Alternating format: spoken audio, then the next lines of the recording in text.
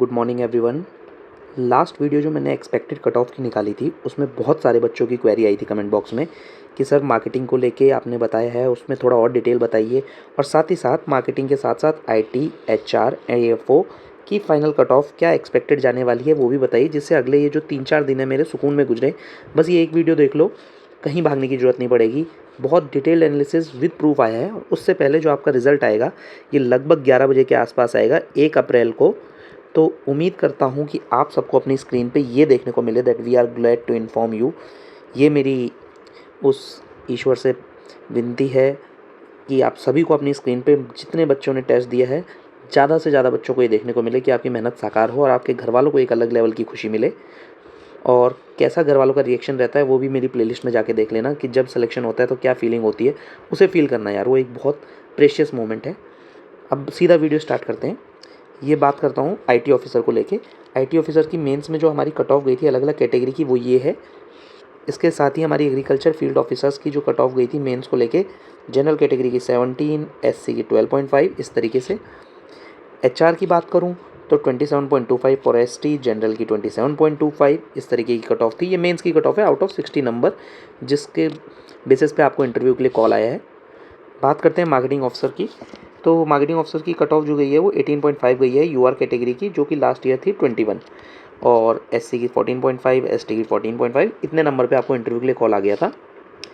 अब ये आता है भाई मेन वीडियो, जिस पे पूरा एनालिसिस एक तरह से बेस्ड है। बात करता हूँ लास्ट ईयर की 23 टू 24 फाइनेंशियल ईयर की। तो यहाँ आईटी की जो वैकेंसी आई थी विदाउट आरटीआई वाला डाटा है ये 120 वैकेंसी आई थी। एग्रीकल्चर फील्ड ऑफिसर की 500, राज्यसभा अधिकारी की 41, लॉ की 10, एचआर की 31, मार्केटिंग की 700, जो कि बाद में बढ़ कर के ये हो चुकी थी 1320 हो चुकी थी। ये वैकेंसी बढ़ कर के हो गई थी 1320, और टोटल 1402। अब एक चीज़ ट्रेंड नोटिस करना, लास्ट ईयर कितनी थी 120, उससे पिछले साल की बात करूँ 22-23 फाइनेंशियल ईयर की 44, उससे पहले 76, 20, और इसी के बेसिस पे हमेशा कट ऑफ डिपेंड होती है। कट ऑफ हमेशा मेन बेसिकली किस पे डिपेंड होती है कि आपकी वैकेंसी कितनी इंक्रीज़ हो रही है, हर साल वैकेंसी कितनी आ रही है, उसके साथ प्रीवियस ईयर कट ऑफ कितनी जा रही है। इसमें आपकी फाइनल जो मेरिट बनती है वो इस बेसिस पे बनती है कि आपके ये 3-4 फैक्टर हैं कि बच्चों ने मेंस में कितना स्कोर किया, कितने बच्चों को इंटरव्यू का कॉल आया। ये सारी चीज़ें आगे वीडियो में बताई गई हैं कि कितने क्या रेशियो रहा बच्चों का, किस रेशियो में बच्चे सिलेक्ट होंगे। तो वीडियो में कोई फालतू की बात नहीं हो रही है, पूरा आगे तक बने रहना।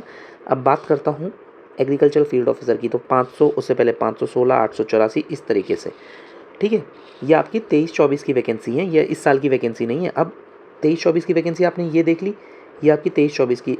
आईटी की 120 है, मेन की देख लेते हैं। एचआर की 31 है, मार्केटिंग की आपकी 1320 थी।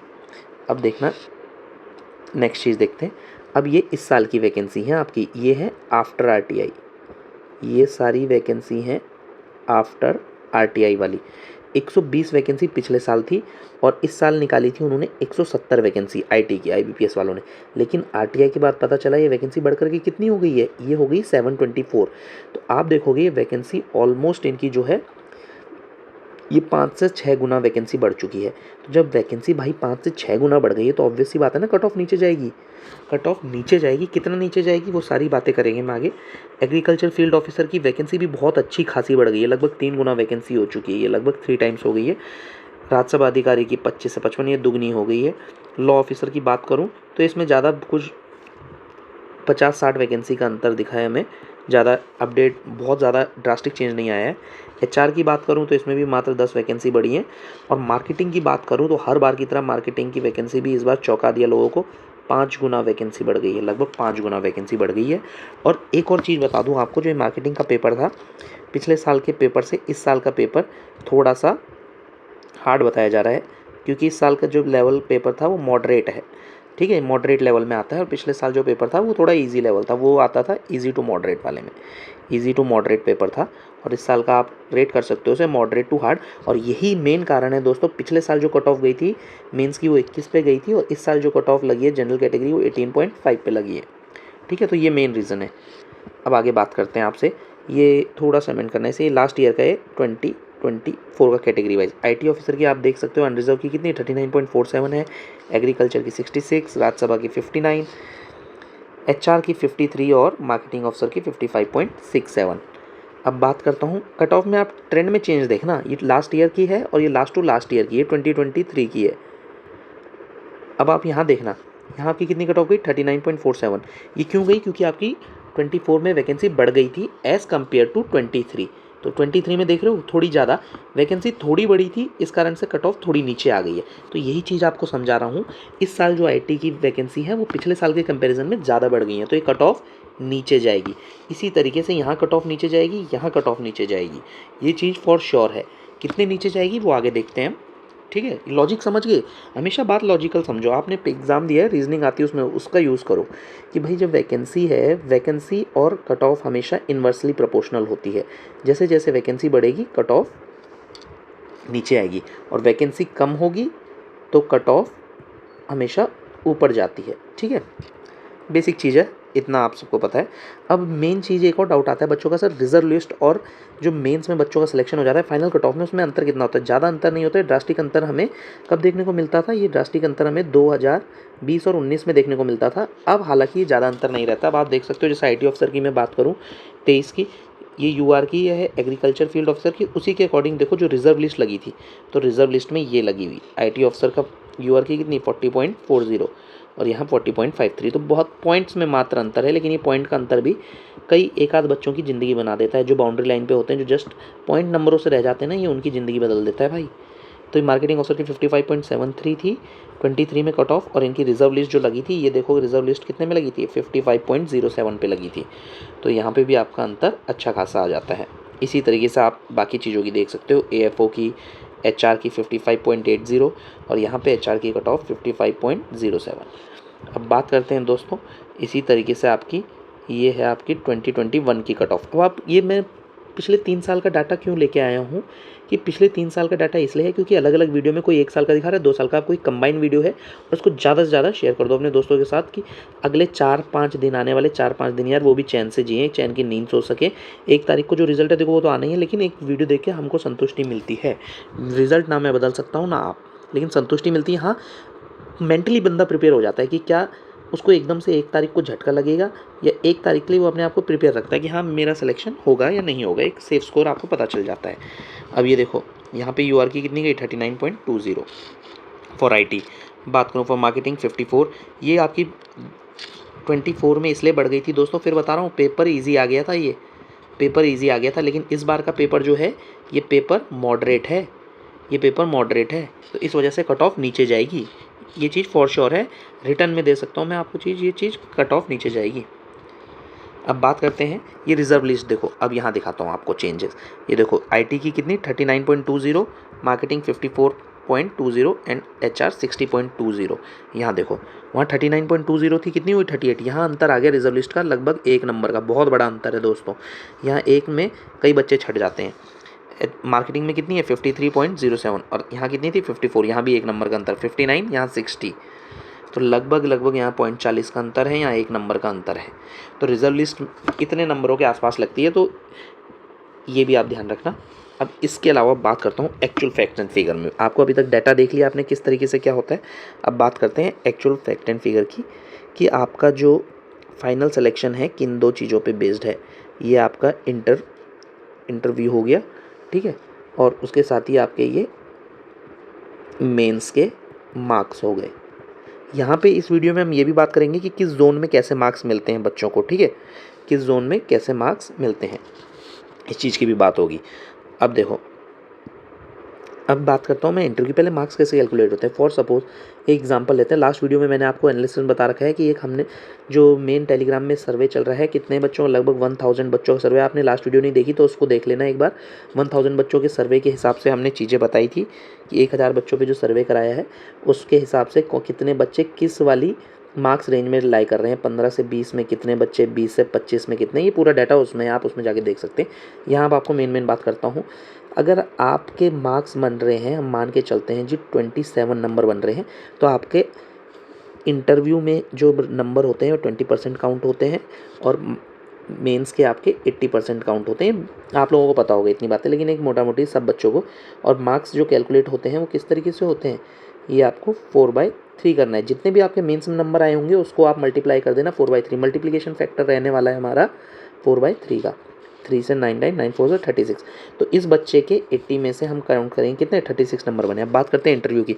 जब हम कहते हैं किसी बच्चे का एवरेज इंटरव्यू गया है, एवरेज की डेफिनेशन मैं आपको ये फिर बता देता हूँ, हर सेंटर के हिसाब से अलग अलग होती है। किसी सेंटर में बात करते हैं नोएडा सेंटर की, भाई बहुत टफ सेंटर है। जिन बच्चों का यहाँ पड़ता है ना, तो ये मान के चलो आधा किस्मत झटका तो उन्हें वहीं दे देती है, क्योंकि यहाँ जो एवरेज नंबर है भाई, यहाँ 11 नंबर है। और मेरे जानकारी में खुद ऐसे कई बच्चे हैं कि जिनके नंबर 8.4 थे, 8.4। जिन बच्चों की मैंने अभी, जिस बच्चे की फ़ोटो स्टार्टिंग में लगा रखी है रिज़ल्ट की, उस बच्चे के नंबर 8.4 थे। लेकिन भाई बच्चा स्टूडियस बच्चा है, पढ़ाई में उसने खूब मेहनत करी, वहाँ मेंस में बाजी मार गया वो। तो मेंस में बाजी मार गया, इस कारण से उसका ओवरऑल 60+ बन गया था, तो उसका स्कोर सेफ हो गया था। लेकिन ये नोएडा बहुत डेडली प्लेस है भाई, यहाँ थोड़ा इंटरव्यू टफ पैनलिस्ट रहते हैं, अच्छे क्वेश्चंस पूछते हैं। जो अच्छे कैंडिडेट है, ऐसे नहीं है कि उनको नंबर नहीं मिलते। मेरे खुद के यहाँ पे आप नंबर देखोगे तो मेरे 16.5 नंबर थे यहाँ इंटरव्यू में, ठीक है। तो नोएडा पैनल जो है यहाँ पे थोड़ा टफ होता है नंबर क्रैक करना। और इजी नंबर कहाँ, इजी तो नहीं बोलूँगा, लेकिन कहाँ ज़्यादातर बच्चों के एक एवरेज जो पकड़ते हैं अच्छे नंबर आ जाते हैं, वो कौन कौन से पैनल में आ जाते हैं। मेरे को 2-3 के हैं, बाकी मैं आपको बताता रहूँगा। जैसे आपका एक मान लो ये चंडीगढ़, चंडीगढ़ में बच्चों को भाई अच्छे नंबर मिल जाते हैं। यहाँ एवरेज कोई बच्चा बोलता है तो वो 14 से 15 नंबर की बात कर रहा होता है। उसके बाद आपके कोलकाता में भी आपको थोड़े ठीक नंबर मिल जाते हैं, ठीक है। ये हो गया। अब हाँ, मेन बात कर रहा था बच्चों का, एक और सवाल था सर इंटरव्यू में फेल तो नहीं हो जाऊंगा, मैंने एक क्वेश्चन का आंसर नहीं किया, 2 क्वेश्चन का आंसर नहीं किया। तो भाई इसकी अगर मैं बात करूँ आपसे, तो आप एक चीज़ देखना, कभी भी आप इंटरव्यू में फ़ेल कब होते हो। आप इंटरव्यू में फ़ेल तब होगे जब आपने वहाँ कोई, पहला पॉइंट, अंदर जाके देखो, इतने बेसिक एटिकेट हम जॉब के लिए गए हैं, हर कोई इंट्रोड्यूस अपने आप को अच्छा करता है। आपने वहाँ जाके बेफालतू की बहस नहीं करी, ये कोई भी नहीं करता है, बट ये पॉइंट है, कहीं बदतमीज़ी नहीं करी, ठीक है, तब वो आपको इंटरव्यू में फेल करते हैं। अदरवाइज़ आपने एक क्वेश्चन का आंसर नहीं किया, 2 क्वेश्चन का आंसर नहीं किया, लेकिन आपने वहाँ पे जो बेसिक अपने आप को इंट्रोड्यूस किया होगा, ऐसा कोई बच्चा नहीं होता जो इंटरव्यू में बिना तैयारी के कुछ भी ना आंसर दे पाए।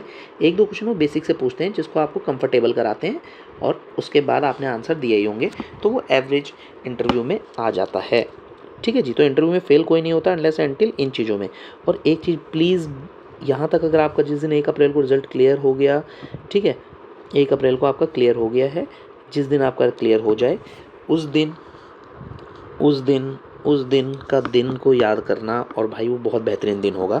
और जिन भाइयों का अगर नहीं हो पाता है, मेरे दोस्तों का, तो भाई एक चीज़ याद रखना जो मैं आपको हर बार कहता हूँ, आप जिस मुकाम तक पहुँच गए हो ना, इस मुकाम तक कोई नहीं पहुँचता है, बहुत कम लोग पहुँचते हैं, बहुत कम लोग पहुँचते हैं, और आप उनमें से एक हो। तो बस कंसिस्टेंसी रखना और आप पक्का सक्सेसफुल होंगे। अब बात करता हूँ कट ऑफ की, ठीक है, ये थोड़ा सा टॉपिक से इधर डेविएट हो गए थे, बट ज़रूरी था। अब बात करते हैं कट ऑफ की। तो हमारी जो प्रीवियस ईयर कट ऑफ्स थी, अगर आप देखोगे, हमारी प्रीवियस ईयर कट ऑफ्स की मैं बात करता हूँ, ये हमारी प्रीवियस ईयर कट ऑफ हैं जो, ठीक है, ये हमारी 24 की। तो ये जितनी भी कट ऑफ है, मेरे एनालिसिस के हिसाब से इस बार की वैकेंसी मॉडरेट टू पेपर देख के, और ये सारी चीज़ें देख करके आप इन सब में मान के चलो जी। ये मार्केटिंग की तो भाई मैं पहले डिक्लेयर कर चुका हूँ, 51.6 जाएगी, 51.6 के आसपास ये कट ऑफ रहने वाली है। इसमें +-1 और 2 नंबर रख लेना, ठीक है, +-1 और 2 नंबर रख लेना। बात करते हैं आईटी की, तो आईटी की भी कट ऑफ जाने के जो चांसेस हैं वो हैं जी, ये 38 के आसपास जाएगी, +-1 का आप यहाँ भी अपना मार्जिन रख लेना। बात करते हैं एचआर की, हर बार की कट ऑफ इस बार की सब में डाउन होगी, ठीक है, यहाँ भी ज़्यादा डाउन नहीं देखने को मिलेगी, यहाँ भी आपको, क्योंकि वैकेंसी में कुछ ज़्यादा इंक्रीज़ था नहीं, ये अराउंड 53 के आसपास आपको देखने को ही मिलेगी। यहाँ पे भी +-1 का आप मार्जिन रखना। अब बात करते हैं भाई, यहाँ पे मेन चीज़, यहाँ अब आगे कितने कैंडिडेट्स को बुलाया गया था, ठीक है। अब आपको मैं ये बता देता हूँ, इस बार की जो वैकेंसी थी हमारी, यहाँ पे पिछली बार की पहले बात कर लेते हैं, 2024 में, ये मार्केटिंग की बात कर रहा हूँ मैं, मार्केटिंग की 1320 वैकेंसी थी, और लगभग इसके दुगने बच्चे बुलाए गए थे, लगभग इसके दुगने बच्चे वहाँ पे इंटरव्यू के लिए बुलाए गए थे। लेकिन बात करता हूँ इस बार की, तो यहाँ पे वैकेंसी है 1005, और जो बच्चे बुलाए गए वो 1680 बच्चे बुलाए गए थे।